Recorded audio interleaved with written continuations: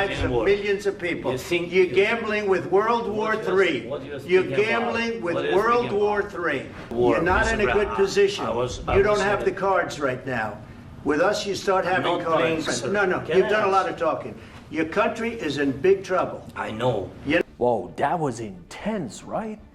But don't worry, this is not about politics. I'm not here to debate world leaders.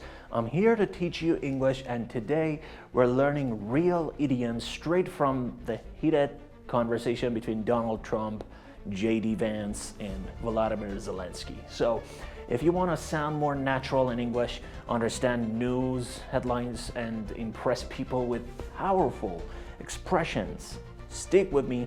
Let's break it all down. We tried the pathway of Joe Biden of thumping our chest and pretending. Thumping our chest. Vance said we tried the pathway of Joe Biden of thumping our chest. But what does thumping our chest mean? It means showing off or acting aggressively to appear strong. Think of a gorilla pounding its chest. For example, instead of thumping your chest about your success, let your work speak for itself.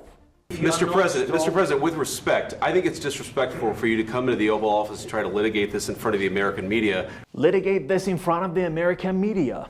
Vance said, I think it's disrespectful for you to try to litigate this in front of the American media. But what does litigate mean? It means to argue or debate something publicly, like in a courtroom. For example, our company had issues, but we didn't want to litigate it in the media. You don't have the cards right now. With us, you start having cards. Right now, you don't. You're playing cards. You don't have the cards. Trump said, you don't have the cards right now. Sounds like poker talk. But what does it mean in real life? It means you don't have power or an advantage in a situation. I can't negotiate my salary now. I don't have the cards to demand more money. Gambling with the lives of millions of people. You're gambling with World War III.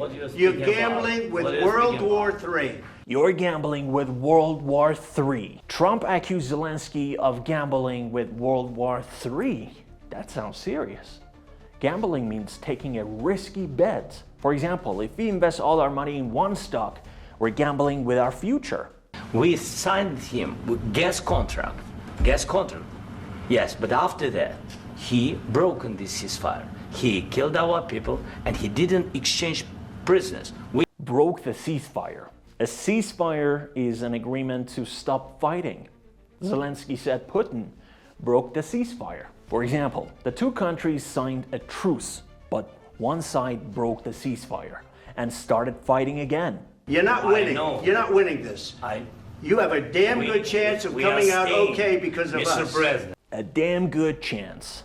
Trump told Zelensky, you have a damn good chance of coming out okay. What does that mean? It just means a very high probability. For example, if you study hard, you have a damn good chance of acing your exam. You don't have the cards. You're buried there. Your people are dying. Buried there. Buried there means stick in a bad situation. For example, after taking so many loans, he found himself buried in debt. No, in this entire meeting, you said thank you. You went to Pennsylvania and campaigned for the opposition in October. Offer some words of appreciation for the United States of America. Offer some words of appreciation. When someone helps you, you offer some words of appreciation. For example, she gave me great advice, so I offered some words of appreciation. Well, what if anything? What if a bomb drops on your head right now? Okay? What if they broke it? What if the bomb drops on your head? It's a sarcastic way of saying don't stress over worst case scenarios. For example, what if the bomb drops on your head?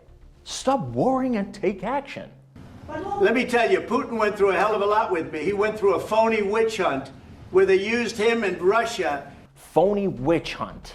A phony witch hunt means a fake investigation. For example, the athlete called the media's scandal a phony witch hunt. And boom, Now you've got 10 powerful idioms straight from real political debates. Which idiom was your favorite? Comment below, like, subscribe, and hit the bell icon so you never miss an English lesson that actually helps you speak like a native.